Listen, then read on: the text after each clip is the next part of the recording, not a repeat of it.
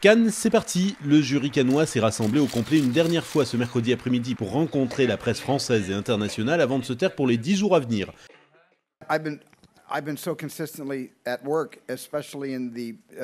Cette fois-ci, j'ai accepté. J'ai eu énormément de travail ces derniers mois, notamment ce printemps.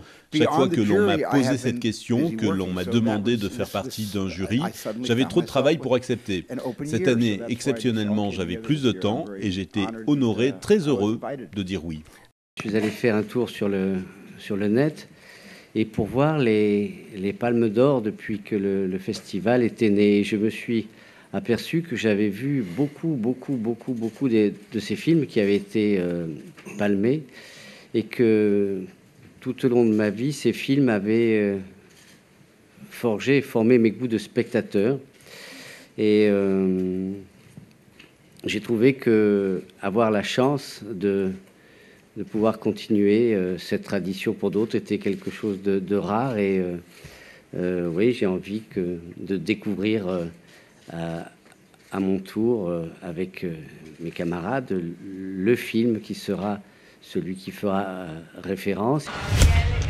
Gatsby le Magnifique est le film d'ouverture de cette 66e édition du Festival du film de Cannes. L'équipe du film était au complet pour la projection en ouverture du festival. Leonardo DiCaprio et Tobey Maguire ont accompagné Baz Luhrmann, leur réalisateur, à la conférence de presse. Leonardo DiCaprio s'est d'ailleurs exprimé sur l'ouvrage original.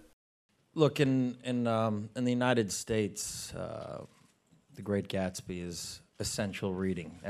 Aux États-Unis, Gatsby le Magnifique est au centre de toutes les lectures. Lorsque l'on est entre la 6e et la 3e, tout le monde lit ce roman. Moi, j'ai été fasciné par Gatsby, mais pas d'une façon aussi profonde que Fitzgerald a souhaité transmettre.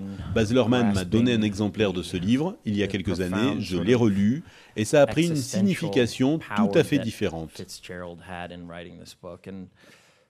Baz handed me a first edition copy few years ago and said that he wanted to do a film adaptation of this. Ce jeudi, place au premier film français de la compétition officielle, Jeune et jolie de François Ozon. Ce que j'aimais, c'était prendre rendez-vous, discuter sur Internet, parler au téléphone, écouter les voix, imaginer des choses,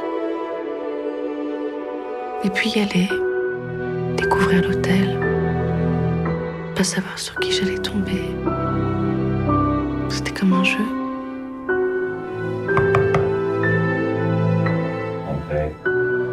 Sur le moment, je ressentais presque rien.